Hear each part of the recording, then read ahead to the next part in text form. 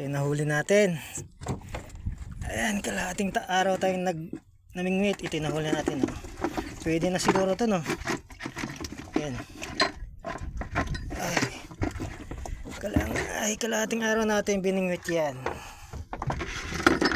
Ay, tsaga-tsaga lang para may maulam. Ayan, pwede na siguro. Kisa bilhin natin sa palengke. Ayan, namingwit na lang tayo sa dagat. Ayan, sipag-sipag lang.